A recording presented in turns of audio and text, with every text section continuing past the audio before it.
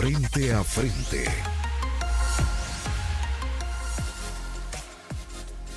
Qué bueno que nos sintoniza en este día martes 22 de junio, Día del Maestro. Nuestro más cordial saludo y abrazo a estas personas que llevan mucho conocimiento para todo El Salvador. Gracias por estar en sintonía de TCS. Les saluda Moisés Urbina y esto es Frente a Frente. Vamos a tener dos conversaciones esta mañana. La primera vía Zoom. Nos acompaña el doctor Ricardo Castaneda Ancheta. Él es economista senior del Instituto Centroamericano de Estudios Fiscales, el ICEFI, para El Salvador y Honduras. Doctor, ¿cómo está usted? Buenos días, bienvenido. Hola Moisés, buenos días. Como siempre, un enorme gusto saludarte y permíteme también sumarme a las felicitaciones, especialmente a mis profesores allá en el Centro Escolar Cantón El Arenal, en el Instituto Nacional Thomas Jefferson y de la Universidad del Salvador. Siempre tuve el privilegio de estudiar en instituciones públicas. Qué bueno y qué buen resultado el que han tenido con los conocimientos que le impartieron, señor. Qué gusto que nos acompañe esta mañana y naturalmente el abrazo para todos los maestros en su día. La plática con el doctor rondará en torno a la ley Bitcoin, las implicaciones y efectos en economía de El Salvador, lo que ha sucedido en los últimos días. Y desde ya, la invitación que nos acompañe para estar pendiente a partir de las 7:15 de la mañana aquí en el estudio. Nos acompañará el ingeniero Serafín Orantes, él es diputado secretario de la Junta Directiva de la Asamblea Legislativa por el PCN. Este es el menú informativo que tenemos esta mañana. Le agradecemos su sintonía desde allá. Y doctor, por supuesto, gracias por acompañarnos tan temprano en la mañana de este día martes. Solo permítame un par de informaciones antes de comenzar y tiene que ver con lo que hemos vivido en las últimas horas en el territorio salvadoreño. Esto que estamos viendo en pantalla son 2 sismos. Al menos eso es lo que reporta a este momento el Ministerio de Medio Ambiente y Recursos Naturales. La misma profundidad, no sé si será un dato que ha sido repetido, pero indica que un sismo fue a las 0 horas con 28 minutos y 26 minutos y el otro a las 0 horas con 33 minutos. Ambos de 3 Mercalli modificado en Aguachapán y la magnitud de ambos 5.1 grados Richter. La posición que ponen, y por eso repito, es probable que haya sido una equivocación del Ministerio de Medio Ambiente en el que pone 2 veces el mismo dato, aunque está separado en tiempo por 7 minutos aproximadamente. Pero sí, fue sensible en prácticamente todo el territorio salvadoreño. Doctor, una vez más, gracias por acompañarnos esta mañana. Para dar pie a esta plática, no hemos conocido su opinión sobre la ley Bitcoin tal cual y como fue presentada y aprobada, y naturalmente nos gustaría tenerlo de punto de partida para esta conversación que vamos a tener. ¿Qué opina usted? Mira, Moisés, yo sí creo que estamos frente a la madre de todas las improvisaciones en el ámbito económico. Esto que se ha aprobado, primero, por haberse hecho de manera tan súbita. Estamos hablando que en menos de 72 horas hace el anuncio el presidente Bukele, el día martes se presenta en la Asamblea Legislativa en manos de la ministra de Economía alrededor de las 7:30 de la noche, y a la medianoche ya había sido aprobada una iniciativa de ley que no cuenta hasta el momento con un estudio técnico que respalde sobre cuáles iban a ser las implicaciones que esto iba a tener, lo cual evidentemente es sumamente preocupante, porque tú no puedes tomar una decisión de esta magnitud sin contar con los elementos técnicos, ¿no?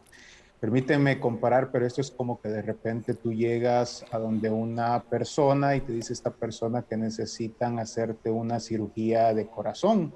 Y cuando tú les preguntas dónde están los estudios que te muestren que efectivamente necesitas esa cirugía, te dicen que no está. Y resulta que la persona que te está diciendo que te va a hacer esa cirugía ni siquiera es médico, y adicionalmente es quien vende el producto que te van a colocar en esta cirugía, ¿no? Es un poco lo que ha sucedido con el tema de ley Bitcoin. Hasta el momento, realmente las autoridades del gobierno no han explicado qué es lo que se busca con esta medida, porque aun cuando tiene un componente muy alto en temas tecnológicos, en realidad estamos hablando de una medida de política económica, y por lo tanto, si es una medida de política económica, tú lo primero que tienes que saber es qué quieres resolver.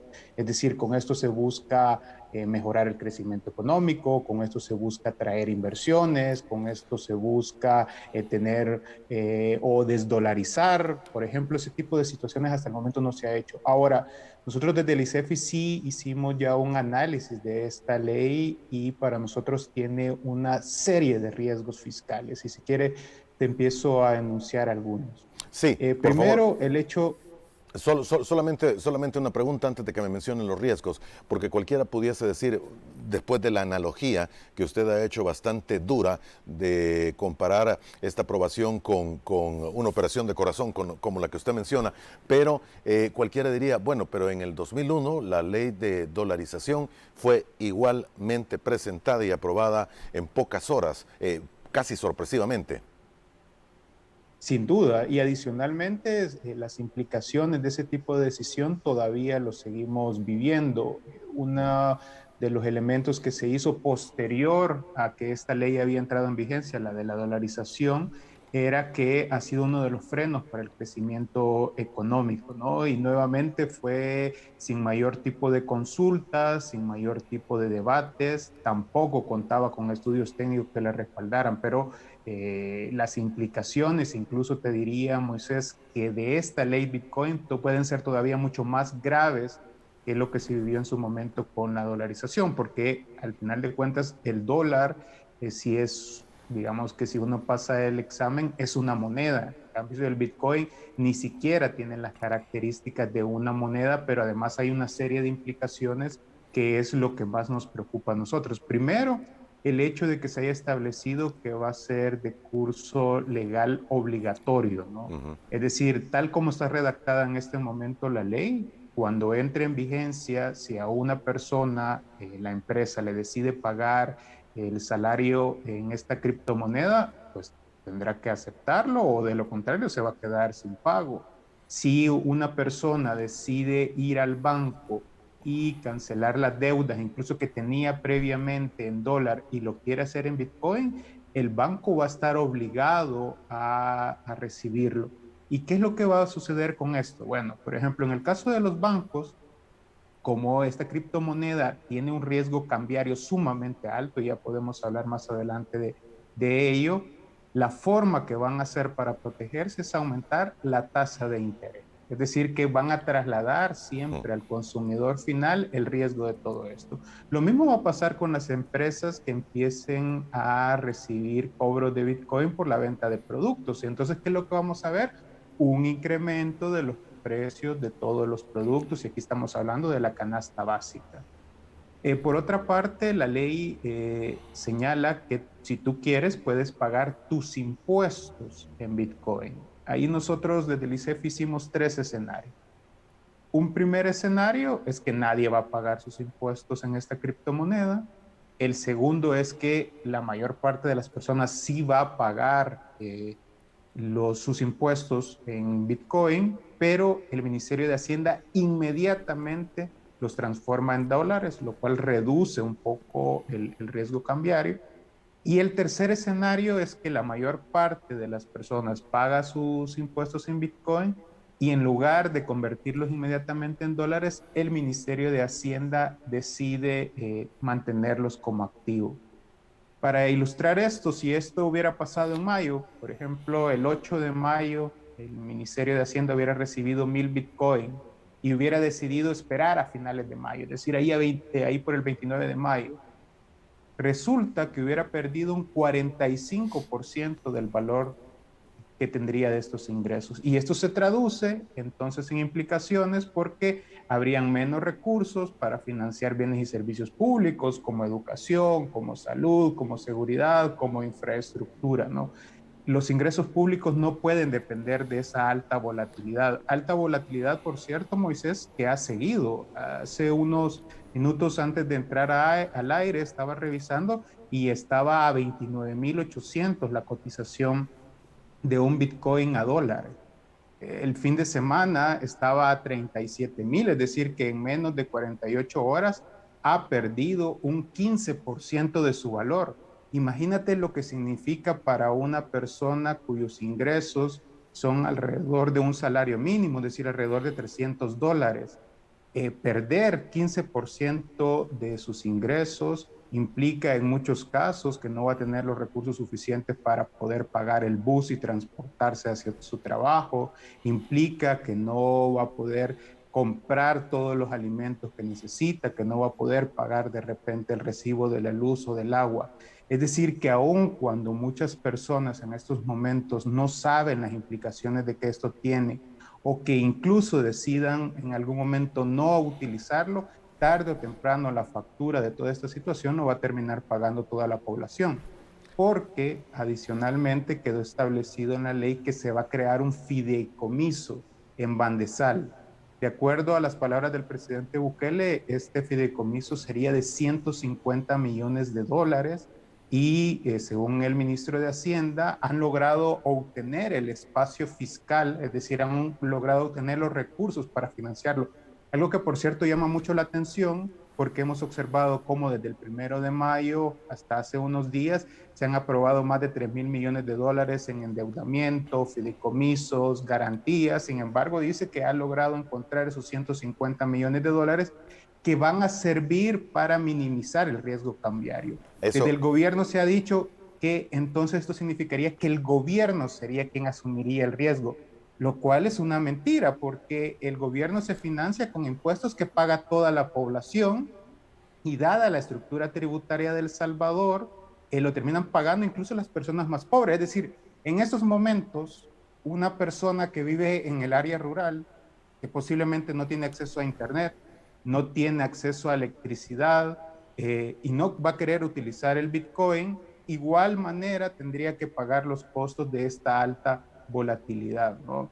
Yo señalaba hace unos días en una columna de opinión que estamos en un esquema que en El Salvador ya se ha vivido en gobiernos anteriores, que es un esquema de privatización de las ganancias y de socialización de las pérdidas, solo que esta vez se está haciendo a través de apuestas en casinos virtuales, donde lo que se está apostando es el bienestar de toda la población. es bastante duro esta última parte que usted menciona. Y déjeme preguntarle, ¿cómo cree usted que funcionaría o cuál cree usted que es la idea del funcionamiento de este fideicomiso que tendría Bandesal con estos 150 millones de dólares? Porque parece extremadamente arriesgado tener una bolsa para tratar de manejar los sube y bajas, sobre todo los bajas de la moneda electrónica. Fíjate que en palabras del ministro Zelaya señalaba que esto iba a funcionar como una caja de convertibilidad, es decir, todavía incluso te diría Ujú. que es palabras mayores, ¿no? Lo que se estaba señalando, porque la caja de convertibilidad prácticamente lo que te asegura es una estabilidad, digamos, del precio del Bitcoin, que en este caso, por su alta volatilidad, sabemos que sube o baja, porque en estas últimas semanas, sobre todo, estamos viendo cómo está bajando considerablemente. Y entonces ese diferencial quien lo estaría asumiendo sería el Estado, y cuando digo el Estado es toda la población. Por cierto, 150 millones de dólares serían recursos insuficientes, ¿verdad? Considerando la magnitud de transacciones que se hacen en el país. Entonces, evidentemente, frente a estos escenarios, nosotros sí creemos que el riesgo en realidad a quien se le estaría trasladando sería a toda la población. Pero hay más riesgos, Moisés. Fíjate que otro es que en la ley se ha establecido que las transacciones que se hagan en esta criptomoneda van a estar exentas del pago del impuesto sobre las ganancias de capital, ¿no? Esto pudiera provocar que El Salvador se convierta en una especie de paraíso fiscal virtual e incluso algunos países lo puedan poner en la lista negra, lo cual también traería consecuencias. Adicionalmente, El Salvador se encuentra negociando un acuerdo con el Fondo Ujú. Monetario Internacional.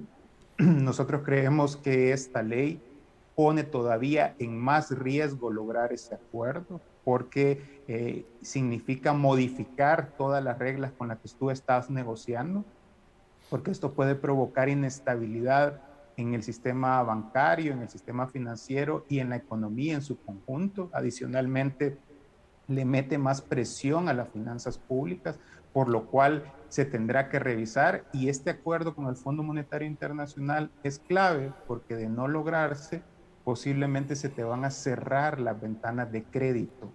Es decir, Uy, que los organismos multilaterales no te van a prestar dinero. El Banco Mundial, ese mensaje que dio cuando El Salvador le solicita apoyo técnico para implementar la ley del Bitcoin, dice, no, no podemos darle apoyo técnico por las implicaciones en temas de transparencia y por las implicaciones ambientales, porque esa también es otra arista. El uso y consumo de Bitcoin tiene un consumo, perdón, de energía incluso mayor que muchos países. Entonces, realmente la situación es muy complicada. Adicionalmente, Moisés, los precios de los bonos se han caído súbitamente. El perfil de riesgo de El Salvador se ha incrementado sustancialmente. En esos momentos, el diferencial respecto a los otros países de la región centroamericana está en uno de sus puntos más altos. Esto lo que se traduce es que si El Salvador sale a colocar bonos en los mercados tiene internacionales, que pagar más. la tasa de interés que va a encontrar es una tasa de interés altísima y esto nuevamente lo que hace es hipotecarte los presupuestos de los próximos años. Doctor, Entonces, sí, perdón, perdón. no, yo creo, Moisés, que en estos momentos es fundamental que desde el gobierno principalmente vean realmente las implicaciones de toda esta situación, que sepan que 90 días, que por cierto ya empezaron a correr, es un tiempo insuficiente para poder echar a andar una decisión de esta magnitud y que por lo tanto esta decisión se postergue hasta que no se cuenten con los estudios técnicos que realmente demuestren que los beneficios van a ser mayores que los costos. Varias preguntas sobre todo lo que me habían mencionado. Primero, usted dice, y sí, fue conocido públicamente, el Banco Mundial dice, no, no podemos acompañarlo por las implicaciones que podría tener en transparencia, entre otras muchas informaciones que dio el Banco Mundial. Pero el Banco Centroamericano de Integración Económica sí apoyó a El Salvador. ¿Por qué esta diferencia entre dos organismos multilaterales? Sí, quizás en este caso una de las primeras cosas que hay que señalar es que el BCE, que es un banco centroamericano, sus decisiones principalmente dependen de los directores de país de la región, ¿no? Y en este caso uno de los directores es El Salvador y seguramente ha logrado tener bastante incidencia a lo interno. Por eso incluso si uno observa varios de los últimos préstamos que se han aprobado han sido justamente con el BCE, que por cierto el BCE también tiene algunos elementos que han sido bastante cuestionados con préstamos que se han otorgado, por ejemplo, en Honduras o en Nicaragua. Pero adicionalmente, sí quizás llama muchísimo la atención el hecho de que una vez aprobada la ley, se pida la solicitud de asesoría técnica, ¿no? Es decir, es como que tú cuando ya hiciste la decisión, casi que cuando ya hiciste la cirugía, luego le pides ayuda al médico, ¿no? Para ver cómo realmente echarla a andar. En cualquier caso, acá el BCE está asumiendo una responsabilidad muy alta, porque aun cuando ellos señalan que es una decisión del Estado salvadoreño, si ellos están dando acompañamiento técnico, y esto no sale bien, ellos también tendrán que asumir su responsabilidad en toda esta situación. Muy bien. Déjeme preguntarle también de otro par de cosas que mencionan, incluso los amigos televidentes. Vamos a poner en pantalla, y es tal vez la gráfica más sencilla para ver cuál ha sido la cotización este día del Bitcoin. Usted mencionaba, hoy al menos, se inició en un valor cercano a los 31.608. Este fue el valor con el que comenzó hoy a las 0 hora, hora del meridiano de Greenwich, naturalmente no hora del Salvador. Uno de los puntos más altos que tuvo tal vez fue este, 33.168, aproximadamente a las 3 de la mañana con 40 minutos. Luego hubo casi una meseta, una caída que lo llevó hasta los 31.000, luego un alza que lo llevó a los 32.000 y desde aproximadamente las 11 de la mañana ha sido una caída bien abrupta y lo tiene en este momento a 30.153.40. $140. Esta la cotización de hoy. Si nos vamos a los 5 días, el panorama es este, y si nos vamos al mes entero, es este, que tuvo un pico alto de 40.530 el lunes 14 de junio, prácticamente hace 8 días. Pero la caída sí ha sido bastante grande cuando se termina de ver contra ello. Sin embargo, y le hago esta pregunta porque Omar Angulo nos está escribiendo a través de las redes sociales y nos dice, sí, baja, pero subirá a 100.000 aproximadamente en diciembre. ¿Hay alguna razón para poder pensar que pueda tener este ascenso en proyecciones a futuro, señor? No, de hecho, los especialistas en mercado de capitales estos últimos días han estado advirtiendo justamente de que esta caída posiblemente se mantenga en estos valores que estamos observando. Incluso algunos creen que se van a estabilizar en torno a 20.000. Lo cierto es que cualquier tipo de decisión tiene un impacto muy grande, ¿no? De hecho, algunos incluso han señalado cómo esta alta vulnerabilidad está asociada hasta a un tweet, ¿no? Por ejemplo, se ha llamado el De Elon efecto Musk. Musk. Sí, efectivamente, que es el dueño de Tesla, que él con un tweet logró que la cotización en su momento subiera alrededor de 60.000, pero también luego con otro tweet hizo que cayera a 30.000. Y esta última caída que hemos visto este fin de semana, sobre todo está asociada a nuevas restricciones en China. Recordemos que en el caso de China es donde se hacía la mayor parte de minería, que la mayor parte de minería, o más bien la minería también es un mecanismo en el que tú puedes obtener Bitcoin. Básicamente lo que se hace es que a través de computadoras tú permites como comprobar que las transacciones se vayan haciendo y al comprobar esas transacciones pues tienes una recompensa.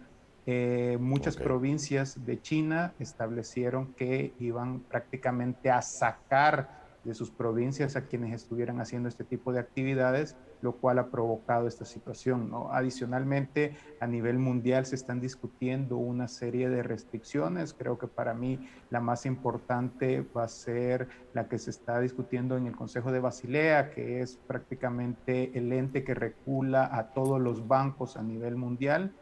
Una de las propuestas que está en la mesa es que si un banco tiene $1 equivalente en Bitcoin, pues tendrá que tener un capital de respaldo de $1.50, lo cual haría sumamente inviable que los bancos tengan este tipo de criptomoneda.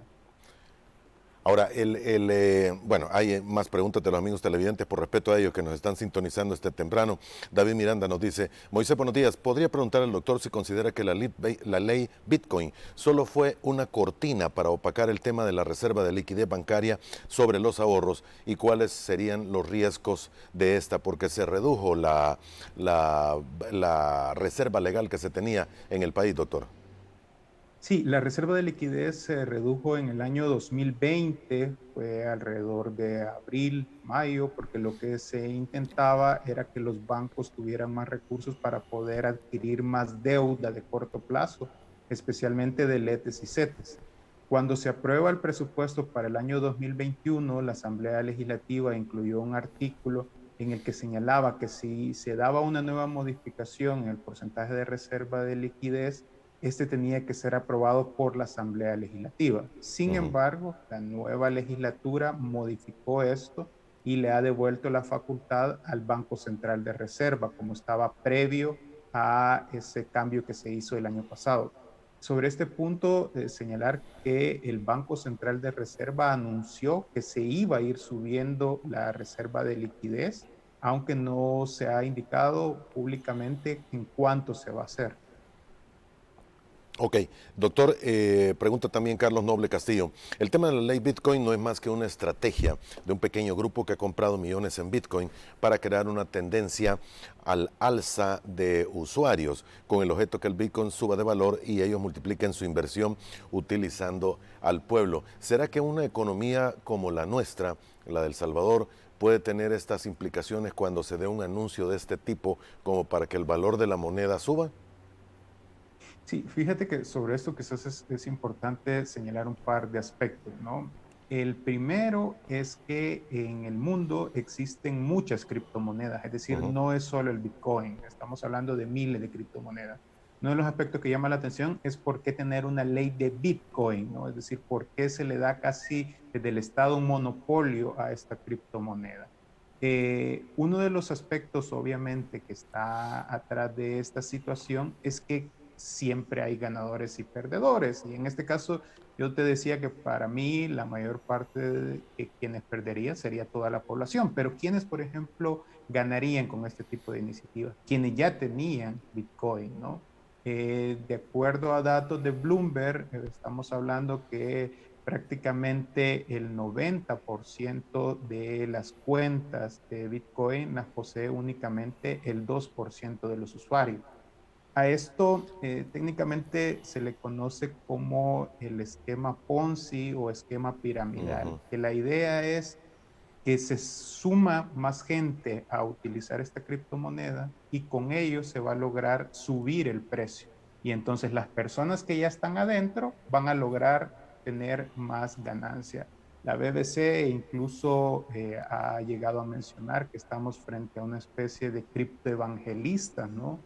Porque señalan que sí, eso tiene una cantidad de beneficios, que es importante que todo el mundo lo haga, que es el futuro, pero no tienen en realidad ningún sustento técnico que te permita mostrar que realmente las implicaciones o las ventajas que tendría para un país, especialmente en el contexto en el que vive El Salvador, porque yo creo que también es importante de repente diferenciar la tecnología en sí misma a la ley del Bitcoin en El Salvador, porque la ley del Bitcoin en El Salvador se da un contexto donde, por ejemplo, tenemos personas que no tienen acceso a electricidad, no tienen acceso a Internet, donde alrededor de 2.5 millones de personas viven en inseguridad alimentaria, es decir, que ni siquiera tienen certeza que van a comer este día, donde uno de cada 3 niños, niñas y adolescentes está afuera de las escuelas y por lo tanto, y adicionalmente es una economía dolarizada, lo cual hace que este tipo de decisiones tenga una cantidad de riesgos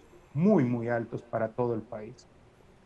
Bien, doctor, hay algunos analistas que están hablando incluso de una burbuja inmobiliaria por los anuncios que se han hecho y el teórico interés de inversionistas en Bitcoin que podrían empezar a buscar propiedades aquí en El Salvador. ¿Esto de la burbuja inmobiliaria es realmente un peligro?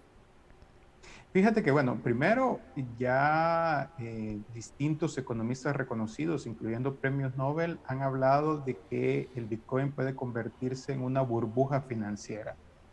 Si me permites hacer un Ujú. paréntesis, dentro de los economistas es muy raro que nos pongamos de acuerdo sobre algunos aspectos, ¿no? Pero yo nunca había visto un consenso tan grande sobre un tema como este. Es decir, que independientemente de la escuela a la que tú pertenezcas, todos coincidimos los enormes riesgos e implicaciones que tendría, ¿no? Y en este caso particularmente esta ley para El Salvador. Ahora, uno de los aspectos que se ha señalado desde el gobierno es que con esta ley se va a atraer a estas personas que en estos momentos tienen inversiones millonarias en Bitcoin y que con esto van a venir a invertir al país, ¿no? Y el presidente Bukele tuiteaba, ¿no? Que se había incrementado la búsqueda del tema inmobiliario. Obviamente, si esto realmente se llega a dar, que yo todavía, digamos, tengo mis reservas y efectivamente vienen estas personas al país y por lo tanto empiezan a buscar distintas residencias para vivir, si pudiéramos observar, sobre todo en el corto plazo, un incremento de las propiedades de las viviendas y una especie de burbuja inmobiliaria, aunque yo diría que todavía es muy temprano para saber esta situación que todavía está más en el papel, si realmente se va a concretar. Muy bien, casi tenemos que ir a la primera pausa. Una última pregunta de Aníbal Osorio. ¿Cuál es el camino más corto a la desdolarización? ¿Es acaso la ley Bitcoin? Porque si la ley Bitcoin es perjudicial, los inversores son justamente del país del dólar. Algo no cuadra en toda esta ecuación. Disculpen la desconfianza. En el papel aquí parece haber gato encerrado. Mira, nosotros cuando hacíamos el análisis advertíamos que este pudiera ser un escenario en el que esta ley Bitcoin sea un primer paso para desdolarizar.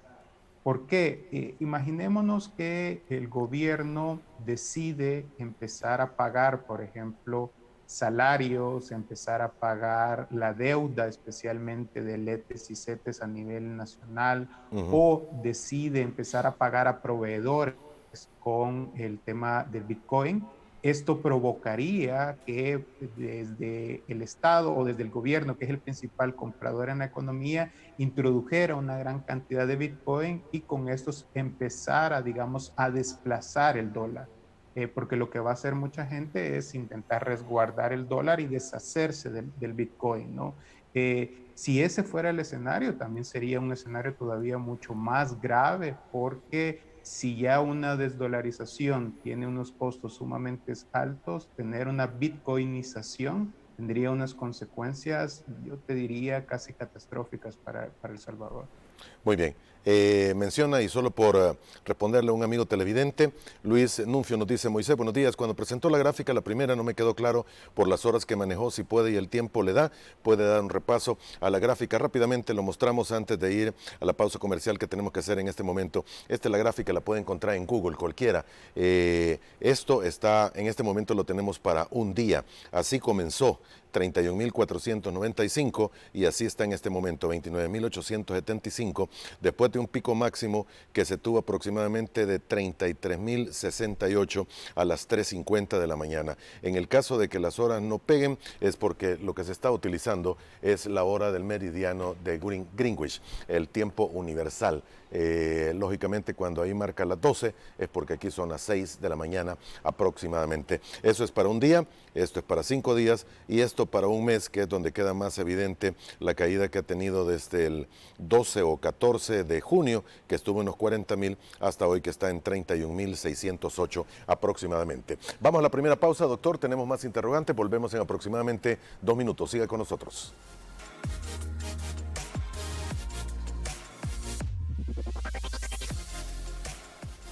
El doctor Ricardo Castaneda Ancheta, economista senior del Instituto Centroamericano de Estudios Fiscales para El Salvador y Honduras, el ICEFI, las implicaciones de la ley Bitcoin en el país, y nos acompaña esta mañana en la primera parte de Frente a Frente. Una pregunta más, Elena García nos dice: ¿la inversión en energía renovable con Bitcoin traería muchos beneficios para nuestro país? Y tal vez se puede tomar unos minutos, le pido, doctor, que nos explique cómo es esto de la minería y el ofrecimiento que se tuvo por parte del Ejecutivo también para utilizar la geotermia en el país. Sí, efectivamente, la minería es un mecanismo a través del cual algunas personas pueden obtener Bitcoin. Básicamente lo que tú haces es que tienes un conjunto de computadoras con software y demás, que el trabajo básicamente que haces es comprobar que las transacciones que se están haciendo entre personas que utilizan el Bitcoin realmente se han dado de manera adecuada, ¿no? Y a través de hacer este trabajo de minería, pues te dan Bitcoin. Lo que pasa es que conforme ha ido pasando el tiempo, cada vez tienes que hacer mucho más trabajo para poder obtener un Bitcoin. Y entonces obviamente esto hace que tú consumas una gran cantidad de energía, y ha sido la razón por la cual muchas provincias de China han decidido prácticamente sacar a las personas que estaban haciendo este trabajo. En el caso de El Salvador, fíjate que el presidente Bukele estaba en un espacio a través de una red social el día que se aprueba la ley, yo lo estaba escuchando, y le preguntan qué habían pensado sobre el tema de minería, y él dice que no tenían pensado hasta el momento nada, pero que a lo mejor se ocurría algo, ¿no? El día siguiente ya anuncia que se iba a dar todas las facilidades para hacer la minería de Bitcoin en El Salvador, y que se ponía a disposición todo el tema de la energía geotérmica. Supongamos que efectivamente, por ejemplo, todas esas personas que en estos momentos hacían la minería en China se trasladaran a El Salvador, algo que yo creo que no va a suceder de manera inmediata, por lo menos. Ujú. Esto tendría unas consecuencias enormes, porque en esos momentos tú no aumentas de la noche a la mañana tu oferta de energía renovable, pero lo que sí te aumentaría pues, es muy grande sería la parte de la demanda. Esto nuevamente lo que provocaría es un incremento sustancial del precio de la energía eléctrica. Adicionalmente, aun cuando El Salvador ha avanzado en mejorar su matriz energética en términos de energías limpias o energías más renovables, porque lo cierto es que incluso este tipo de energías también siguen causando algún tipo de daño al medio ambiente, no se va a lograr hacer de la noche a la mañana y El Salvador todavía sigue importando energía, es decir, que todavía no es autosuficiente, ¿no? Entonces, sobre este tema, yo creo obviamente que las inversiones en energías renovables son indispensables. El Salvador debe de avanzar hacia tener una matriz energética 100% basada en energías renovables. Costa Rica prácticamente ya casi lo logra, pero hacer un cambio en el cual realmente solo sea para hacer minería, lejos de traer algún tipo de beneficios, incluso puede afectar, porque insisto, puede afectar el precio de la energía. Otro de los aspectos, Moisés, que también quisiera aprovechar a referirme es que dentro de las ventajas o de lo que se supone que te permite ayudar cuando tú haces Bitcoin, es que se reducen las comisiones para hacer las transacciones. Pero lo que pasa es que en El Salvador la mayor parte de transacciones se hacen en efectivo, es decir, que el costo que paga la población es cero. Sin embargo, quienes en estos momentos ya incluso experimentaron haciendo uso de Bitcoin, es decir, convirtiendo dólares a Bitcoin y luego sacando Bitcoin a dólares, que esto principalmente lo pueden hacer en el país a través de los cajeros que se encuentran en la playa del Zonte, ya pudieron comprobar que en realidad sí hay costos, es decir, tú tienes que pagar una comisión si quieres convertirlos a Bitcoin, luego tienes que pagar otra comisión para convertirlos a dólares, adicionalmente las transacciones que se hacen, si tú tienes la misma billetera electrónica, aun cuando la comisión es pequeña, hay una comisión y por lo tanto son costos que hasta este momento no pagaba la población y que se iba a tener que asumir.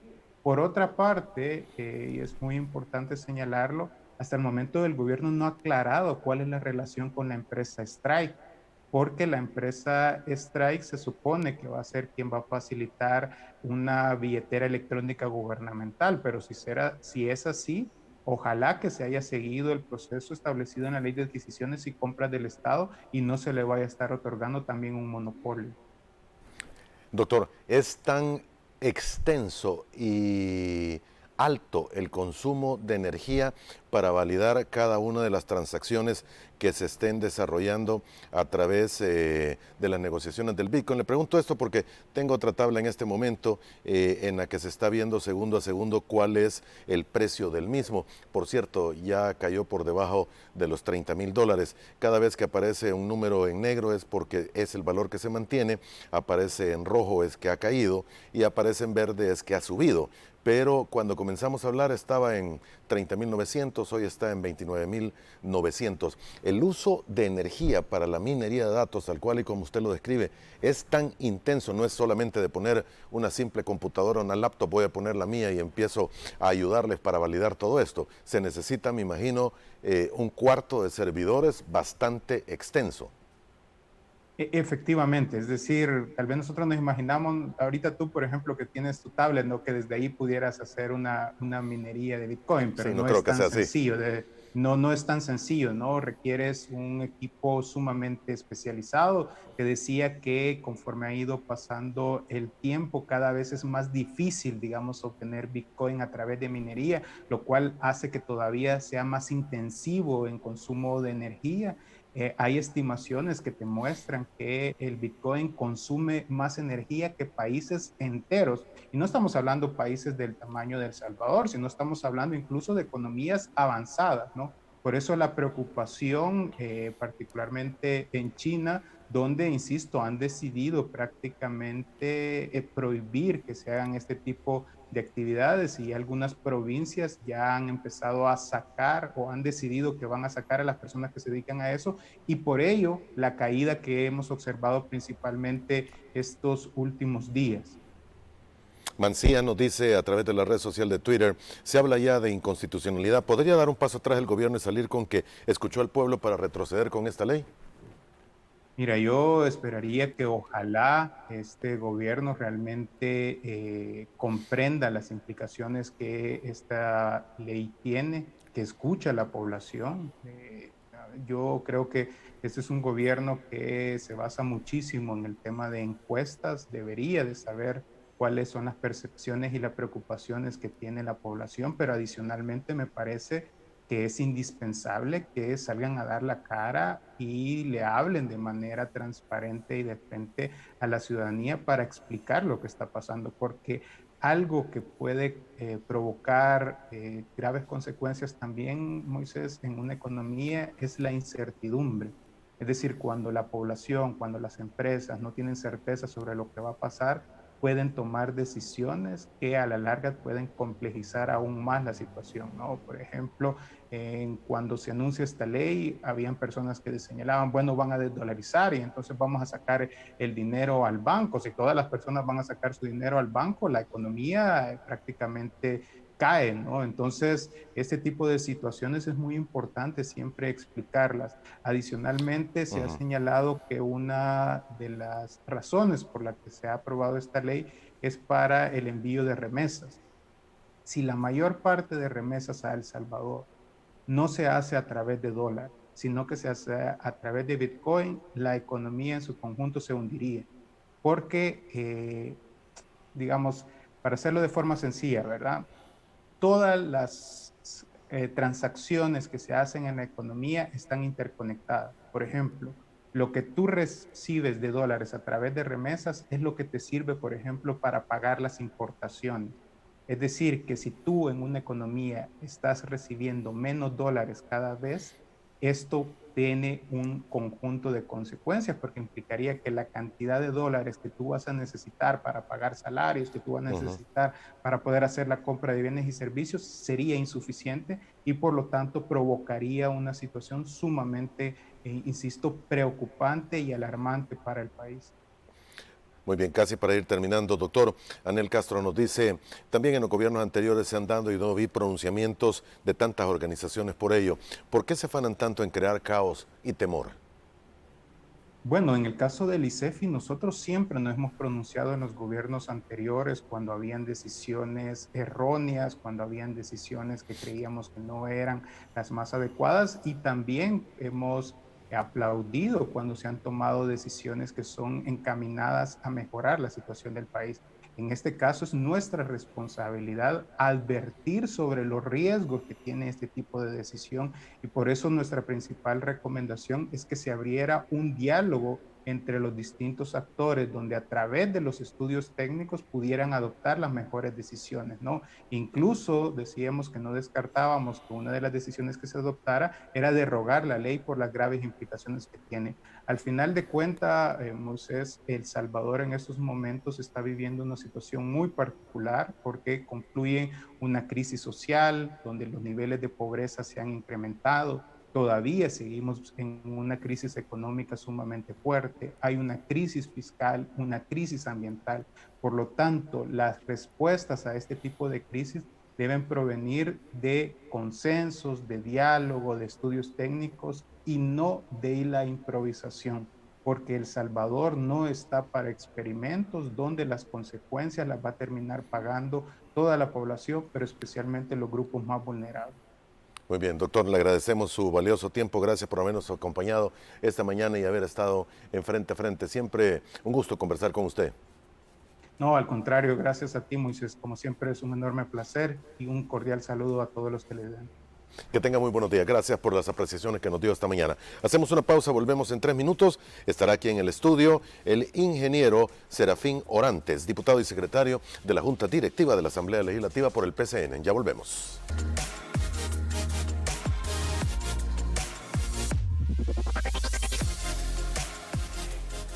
Bien, gracias por continuar con nosotros. Segunda parte de Frente a Frente esta mañana de día martes. El ingeniero Serafín Orantes, diputado secretario de la Junta Directiva en Asamblea Legislativa por el PCN. ¿Cómo ha estado? Diputado, buenos días. Bienvenido.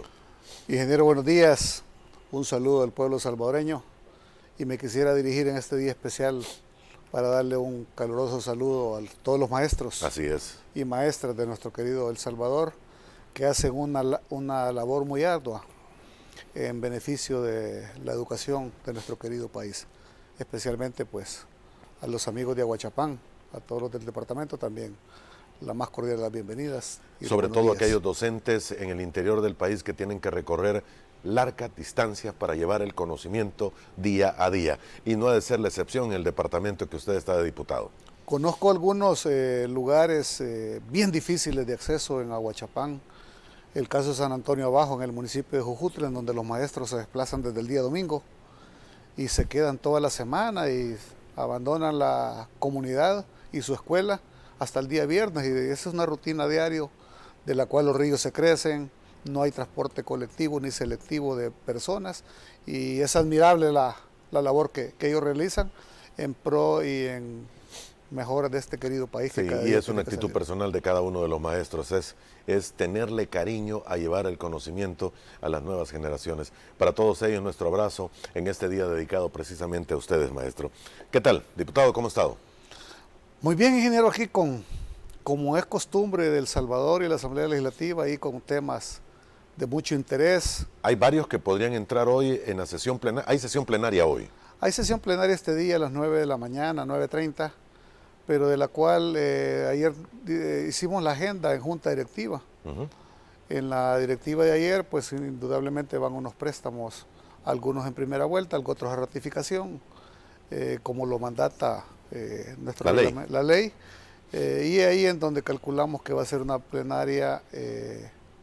Es difícil calcular el tiempo, cuánto dura una sesión plenaria en El Salvador, pero no puede salir antes de las 8 de la noche el que terminemos las labores de este día. ¿Tan largo va a ser? Van alrededor de unos 3 préstamos a ratificación de segunda vuelta, y van algo otros que van en primera vuelta, y algunas comisiones que se han reunido de la Asamblea Legislativa que llevan muchos expedientes que van directamente al archivo por haber perdido tiempo, haber perdido vigencia y que ya no se adaptan a las condiciones actuales. Le pregunto, ¿tan larga una sesión plenaria? Porque si va a comenzar a las 9:30 y usted estima que va a terminar a las 8 de la noche. Calculo que es corta, Moisés, terminando a las 8. Calcula que es corta. Porque ya hemos terminado a las 4:30 de la mañana, 4:27 de la madrugada. Pero cuando ha habido algunos temas que no estaban en agenda y han sido llevados a última hora. Pero con lo que va ahorita, le calculo unas 8 horas efectivas de trabajo en la Asamblea Legislativa, pero siempre recordemos que los diputados y las diputadas de la Asamblea Legislativa, una vez se ha establecido el quórum, se ha dado apertura a la sesión plenaria, se da una apertura para modificaciones de agenda. Claro. Y ahí en donde cada uno de los 83 diputados restantes es difícil que se logre valorar qué es el pensamiento y cuáles son las ideas que se tienen para poderle solicitar a la presidencia de la Asamblea Legislativa una modificación de agenda que por lógica tiene que contar con no menos de 43 votos para ser incorporada. Es ahí en donde es bien impredecible calcularle realmente la magnitud o la cantidad de temas que se van a discutir en una sesión plenaria. Ingeniero, diputado, déjeme preguntarle, cuando usted me dice, bueno, hay 3 préstamos que van para ratificación, que básicamente es segunda vuelta, ¿verdad? Sí. Pero hay algunos que son nuevos. ¿Cuántos nuevos son y si se recuerda el monto total de ellos? No recuerdo en sí el monto, ingeniero, pero por ejemplo, van algunos préstamos dentro de ellos que es crecer, caminar y aprender juntos. Se le está apostando mucho a la educación. A temprana edad. Es decir, se ha encontrado un sistema educativo, y valga la felicitación que le hicimos a los maestros, unas escuelas que realmente no están aptas para que los alumnos lleguen a aprender sus materias principales.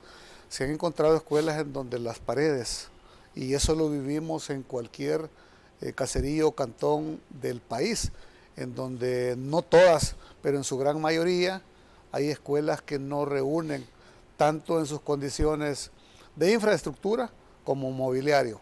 Es ahí en donde van algunos de estos. Calculo también que sea una plenaria, pues que no hayan sorpresas de las que en algunos momentos hemos tenido, como las nuevas leyes que están aprobadas. Sí quiero decirle que dentro de la agenda ya va la incorporación de la iniciativa del señor presidente de la República, que ingresó el viernes ya en horas de la tarde-noche con respecto a la nueva ley de recursos hídricos, Ajá, la que ley no del termina agua. siendo más que una ley de aguas, porque como se fue al archivo la otra, y con el tema sí, con el capítulo, con el título adecuado, pues no puede ingresar, porque una cosa que esté en el archivo no se puede tocar específicamente dentro de 6 meses. Es ahí en donde va esta ley de recursos hídricos, que no es más ni menos que garantizarle al ciudadano por ley el derecho al acceso al agua. En todo caso, esta ley de recurso hídrico no sería aprobada. El presidente de la Asamblea dijo de que se va a crear una comisión ad hoc, creo que fue la palabra que él utilizó. Él utilizó una comisión especial para poderle dar celeridad y más velocidad al estudio de la ley. Pero para crear esa comisión tiene que dársele lectura a la pieza. Tiene que pasar por la Asamblea. Tiene que pasar por la Asamblea, por el Pleno, para que ésta pueda redireccionarla a la Comisión del Medio Ambiente y Cambio Climático, que es el tema, que es la comisión respectiva que tiene que ver el tema. De ahí, pues, una vez está, tiene que salir a propuesta de alguno de los 84 legisladores de la Asamblea el crear una comisión especial, reitero, para darle mayor viabilidad y, por supuesto, velocidad al tema, ya que en la Comisión del Medio Ambiente y en cualquier otra comisión existe una amplia gama de temas de cada comisión que, al tocar este tema de la ley de recursos hídricos, pues vendría a chocar con la discusión de otros temas y no se le daría la importancia que hoy por hoy tiene. Esta es una deuda de legislaturas anteriores. Recuerdo que ahí por el 2011, 2012 ingresó una iniciativa de la ley de agua, y realmente después de tanta manifestación, después de tanto presión y poca voluntad de los diputados, y me incluyo porque soy de la legislatura anterior, pero que nosotros no contábamos con la cantidad de votos necesarios como para aprobar esta ley. Indudablemente, pues es una deuda que ojalá que en estos hasta 90 días, así lo ha expresado el presidente de la Asamblea Legislativa, que hasta 90 días tengamos para darle, para analizarla, estudiarla a profundidad, porque es una ley muy sensible que toca algunos nervios complicados en el país. Sí, y que va a tocar a todos, algunos más, algunos menos. Indudablemente hay algunas preocupaciones. El caso de la agricultura, hay mucha gente con pozos dentro de sus propiedades que están extrayendo el recurso, pero que por la variabilidad de nuestros inviernos para cultivar, también ellos necesitan el tener, con canículas prolongadas, tener el recurso a la mano, el recurso agua, para poder cultivar hortalizas. Recordemos que la zona de Zapotitán y algunos distritos de riego del país se alimentan del recurso que está ahí bajo la tierra, que es el agua, y que es extraído a través de bombas achicadoras o cualquier otro tipo de... Lo cual ya no sería tan libremente después de una ley del recurso hídrico. Es ahí en donde surgió el entrampamiento anteriormente de los entes rectores. De esto, porque realmente hoy por hoy esta propuesta que ingresó del recurso hídrico el viernes anterior hablaba de 11 miembros. Está hablando de 11 miembros, de los cuales sean nombrados, el caso del presidente, por el presidente de la República. Si son 11 miembros, nos quedan 10 restantes, 9 de ellos que sean integrantes titulares de las diferentes carteras de Estado, que tienen relación directa, llámese Ministerio del Medio Ambiente, llámese ANDA, Agricultura, y dentro de este ente pues también están dos que me parecen muy atinados, dos integrantes adicionales, uno que es de la sociedad civil, que tiene que tener su representatividad, y lo más importante de ello es un representante de las universidades. El sector académico en nuestro país tiene que estar en esto, porque todos sus aportes, todos sus estudios, toda su experiencia que le imparten a los jóvenes, y ellos por ende han estudiado a profundidad esto, sé que los aportes de ellos van a ser muy importantes para darle al final un producto al país que sea de calidad y que lo importante es que se le reconozca el agua como un derecho del ciudadano. Ingeniero, usted me dice que el punto de entrampamiento fue precisamente ese, en el que cooperativas, haciendas o fincas o pequeños agricultores pudiesen tener su propio pozo para paliar los momentos difíciles en los que hay sequía o que hay incluso las canículas famosas del país. Pero esto podría llevar incluso a más, que son el temor que tienen muchos de aquellos que incluso tienen puntas para tomar agua, para ranchos de playa, para casas en los lagos y todo lo demás. Todo eso sería normado y no debería ser tan libre como yo construyo mi pozo, saco el agua que quiero y hago con ella lo que quiero. He ahí la importancia, ingeniero Urbina, de que no solo para la agricultura, no solo para estos pozos, sino que aquí la gran industria.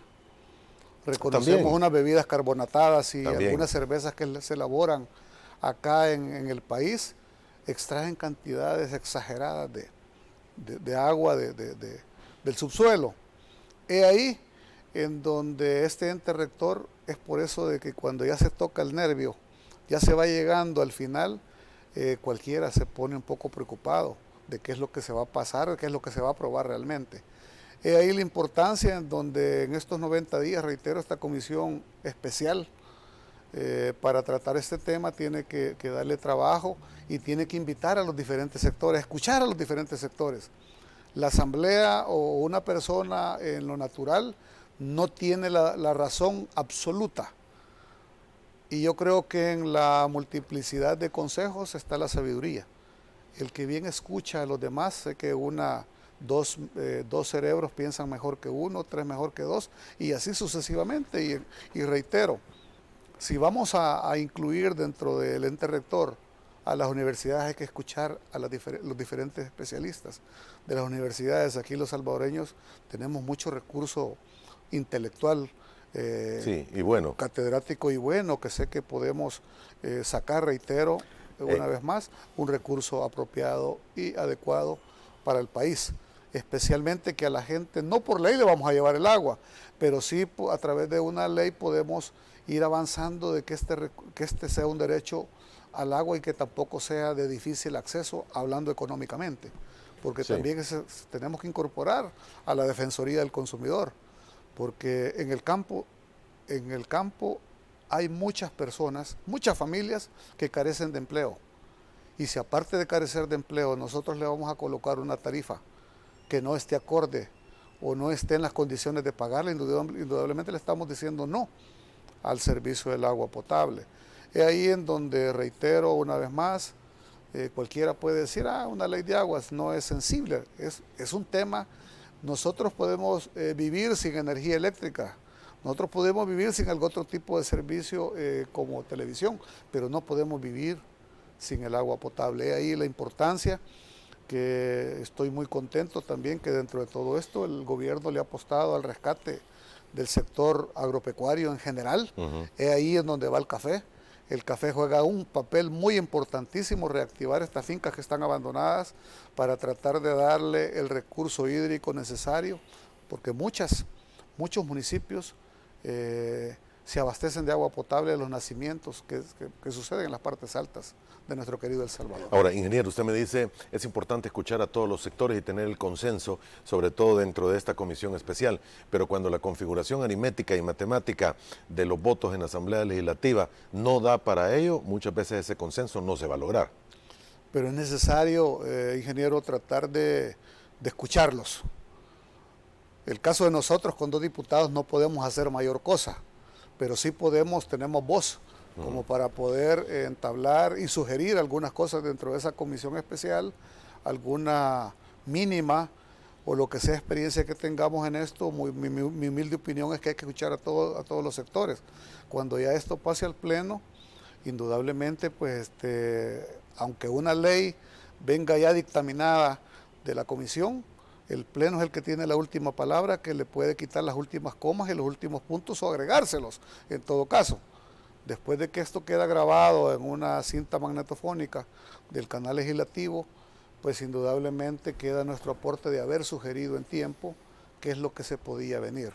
Y yo estoy más que seguro que observando la buena intención con la que se ha presentado, y que es una mora, reitero, de 8 o 10 años atrás, de diputados que hemos estado anteriormente, pero que en algunos casos el PCN no ha contado con la aritmética necesaria, le vamos a dar, estoy más que seguro, un producto que no venga a afectar ni la gran empresa, ni tampoco el pequeño agricultor, ni al ciudadano en su completo. Muy bien. Ingeniero, hace 9 minutos y medio, cuando usted me decía cuánto iba a durar, 10 minutos y medio, cuando usted me decía cuánto iba a durar la sesión plenaria de hoy, me dijo, si es que no tenemos ninguna otra sorpresa como las anteriores ocasiones. ¿Fue para ustedes sorpresa la ley Bitcoin? En el caso personal de este servidor fue una sorpresa. Escuché alrededor de 3 horas antes de que que llegara la ministra de Economía al Pleno a presentarla. Realmente no habíamos observado ningún movimiento que se encaminara a que esto se iba a aprobar. Esto, ingeniero, tiene 90 días para que sea hoy por hoy no es una ley, y me extraña que algún partido político acompañó a algunos ciudadanos el día, me parece de ayer, a colocar inconstitucionalidades a la Corte Suprema de Justicia. El FMLN. Uno no puede ir y ahí pues yo respeto las decisiones de cada uno, pero la técnica legislativa nos mandata, o el derecho sencillamente, superficialmente común de un salvadoreño es que no puede interponer sobre qué se puede pronunciar, a mi criterio, la sala de lo constitucional de una ley que no existe. Porque esto tiene a la base, ya fue sancionada, ya fue sancionada. Es ahí en donde hay 90 días para hacer un reglamento sobre todo esto y que entre en vigencia. Es ahí en donde hay que esperar realmente si dentro del articulado, que no, la ley no es muy larga, me parece que son 16 o 17 artículos, no más de ahí. Este servidor tiene serias dudas en cuanto al artículo 7. El artículo 7 indudablemente le mandata a que cualquier negocio grande o el más humilde que sea, que debe de recibir pagos en Bitcoin. El pago de su bien o servicio que está ofreciéndole en Bitcoin. No deja de ser un poquito complicado. Yo logro ver tiendas del interior del país que hasta energía eléctrica, hasta señal de internet no hay.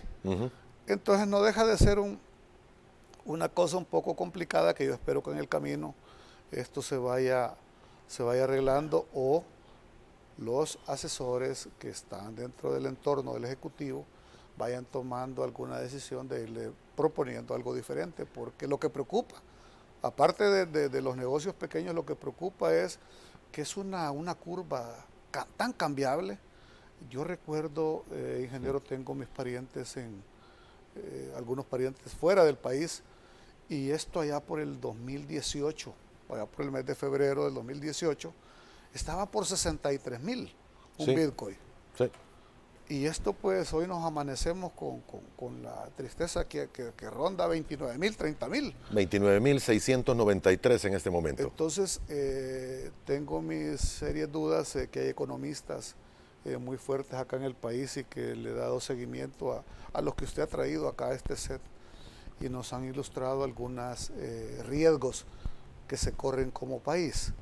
Yo estaría dándole el beneficio de la duda. Indudablemente no fuimos parte de esta votación. ¿Usted no votó por esto? Yo no voté por esto, ingeniero. ¿No votó? ¿Votó en contra o se abstuvo o no votó? Yo tengo algunas complicaciones, ingeniero. Mi padre está padeciendo de algunas enfermedades bien complicadas, y le pido a Dios y a los amigos que me quieren mucho y quieren a mi padre que oremos por él. Y ese día me llamaron de emergencia, me llamó la persona que está con él, uno de mis hermanos, y tuve que acudir. Todavía no había llegado la ministra de Economía, y yo vivo en Aguachapán, y desplazarme para allá, y luego cuando ya estaba llegando a Aguachapán me enteré de lo que estaba sucediendo. No sabría decirle cuál hubiese sido mi reacción si hubiera estado en el pleno legislativo. Es ahí en donde yo reitero que indistintamente que se tengan los votos, que se tenga la aritmética, yo alabo y veo muy bien el proceso que se está llevando hoy con el tercio de magistrados de la Corte Suprema de Justicia, que se tienen que elegir hoy a partir de julio, que se está llevando un proceso escuchando a todo mundo. Hubiese querido yo pues que no solo la ley, sino que todo lo que venga de aquí en adelante llegue al pleno para un estudio. Para poderlo conocer. Para poderlo conocer. Bueno, usted no estuvo en el pleno, fue su suplente entonces el que estuvo en el pleno. Nosotros tenemos alguna complicación, ingeniero, con respecto a que si somos dos propietarios, pues indudablemente hay dos suplentes. Ese día yo le pedí permiso al presidente de la Asamblea para poderme retirar, ya que mi suplente estaba teniendo un tratamiento fuera del país. Ay, Dios, ok. Entonces... Ese día solo hubo un diputado del PCN, en todo caso. Ese día, pues indudablemente... Diputado Cardosa.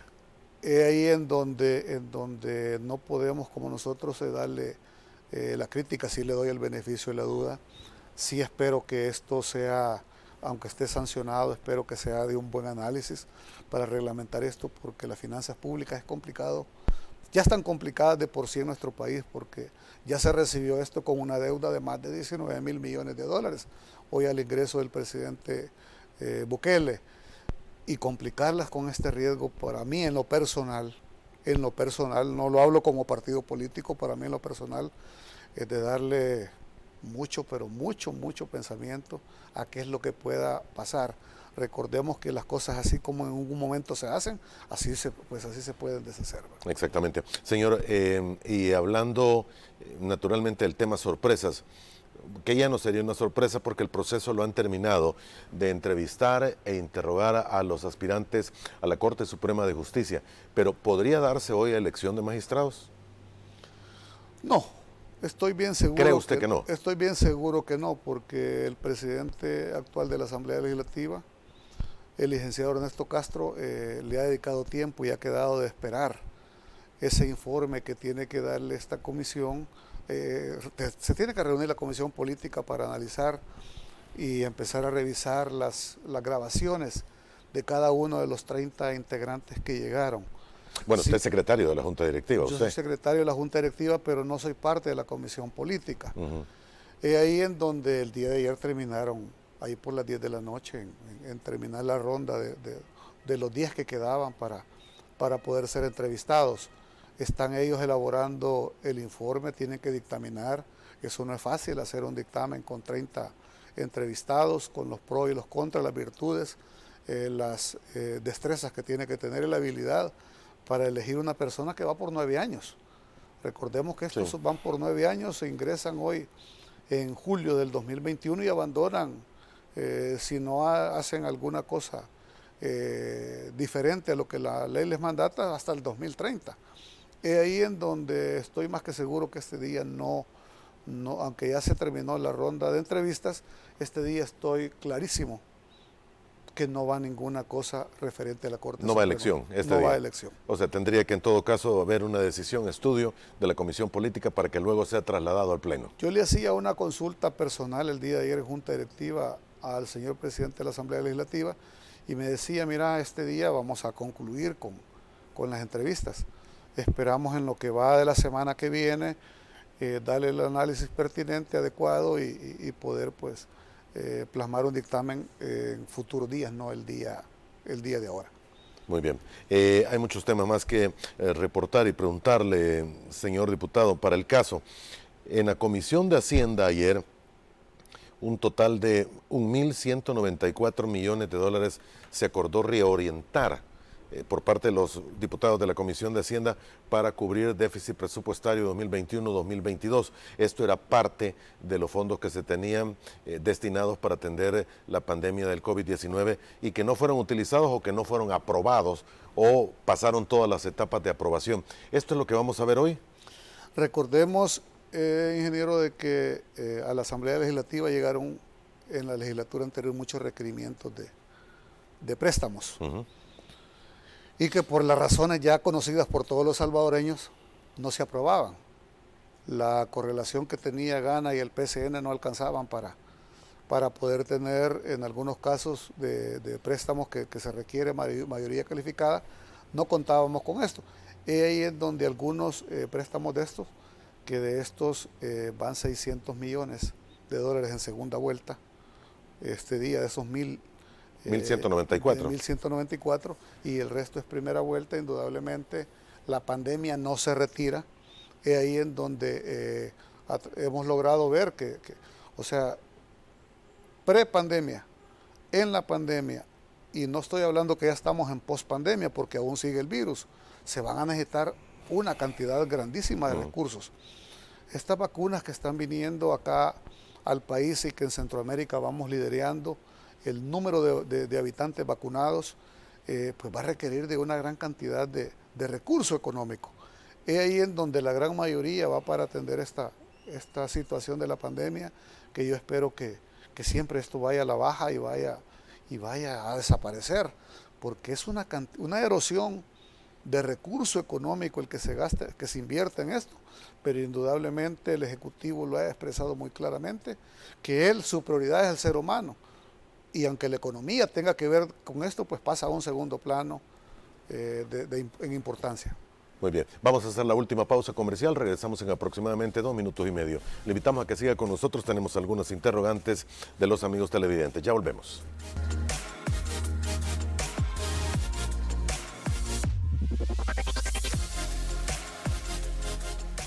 Muy bien, parte final de nuestro programa de esta mañana. Conversamos en este segundo segmento con el ingeniero Serafín Orantes, diputado secretario de la Junta Directiva de la Asamblea Legislativa por el PCN. Señor, ¿se le está dando participación real al resto de institutos políticos que no pertenecen a la bancada 100?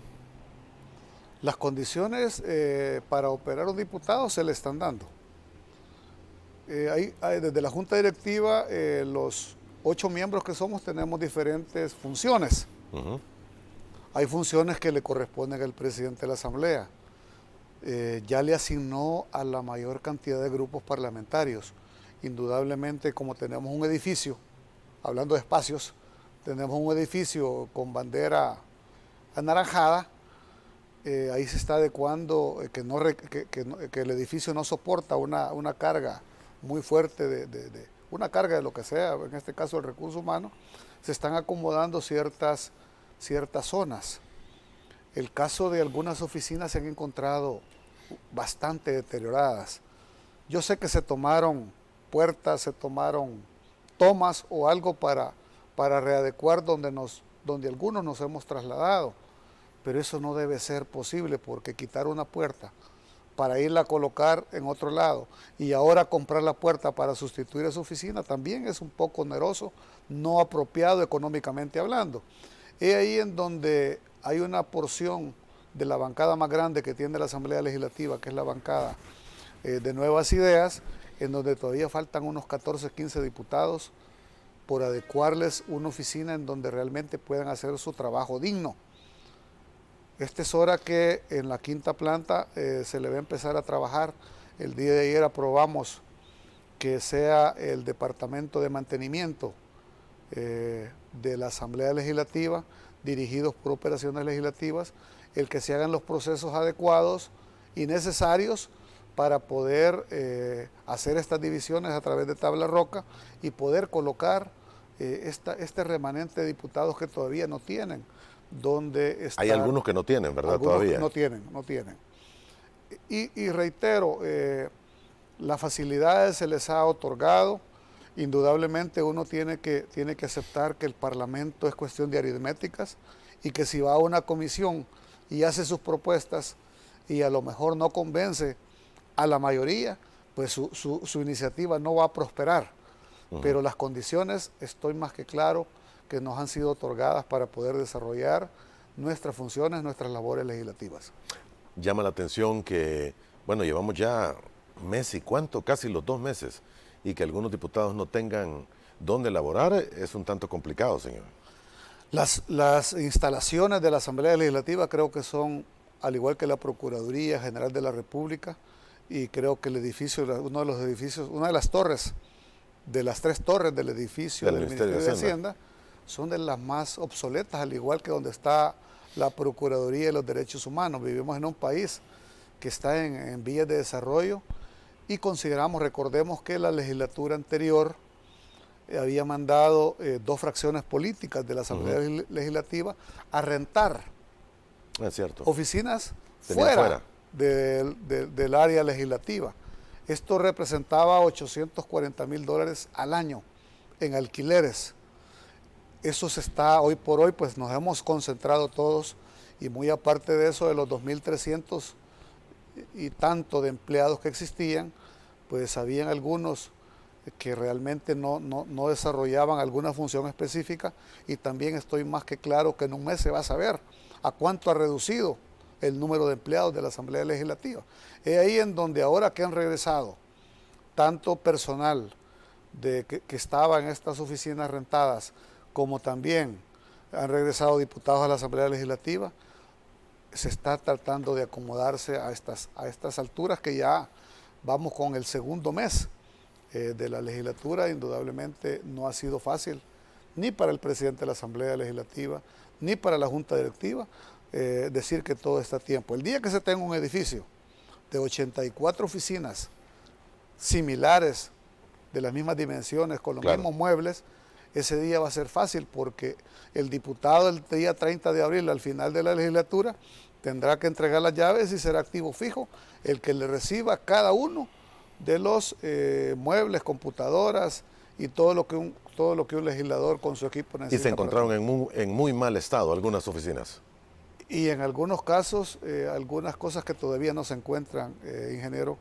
Hemos ido, el caso de activo fijo, donde están almacenadas algunas cosas que no pueden, aunque estén malas, no pueden desecharse si no hay una comisión ya facultada para ello entre la Junta Directiva de la Asamblea, que le pasa un análisis, una revisión, para que se descargue del activo fijo. Es ahí en donde, reitero, no es fácil colocar a 84 diputados en su totalidad con sus equipos, con su personal de apoyo, de la noche a la mañana colocarlos en una oficina.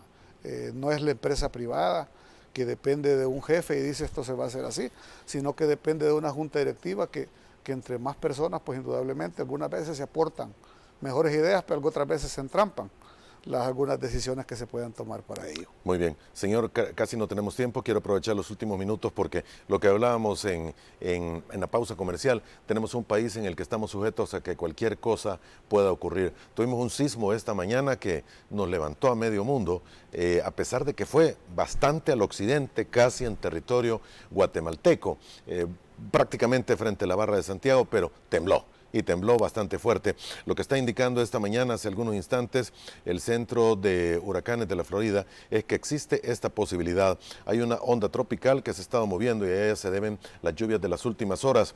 Se está moviendo frente a las costas del Istmo Centroamericano. Por el momento es una larga área de tormenta y lluvia desorganizada, pero las condiciones atmosféricas parecen adecuadas para un gradual desarrollo del sistema, y una depresión tropical es probable que se forme para el fin de la semana, es decir, para viernes o sábado de este fin de semana. El disturbio se está moviendo al oeste-noroeste y la posición que tiene actualmente es esa que estamos viendo en este momento en pantalla. Cuando vemos las imágenes más recientes, lo que tenemos es esto, donde estaría ese disturbio tropical, o al menos esa baja presión en este momento, es aproximadamente aquí, en esa zona que ustedes ven al sur de El Salvador. Aproximadamente en ese punto es donde se tendría, y por lo mismo las condiciones ahí van a estar bastante húmedas este día. Tomar en cuenta lo que pudiese ocurrir para el fin de semana. Gracias, ingeniero, por haber estado con nosotros esta mañana.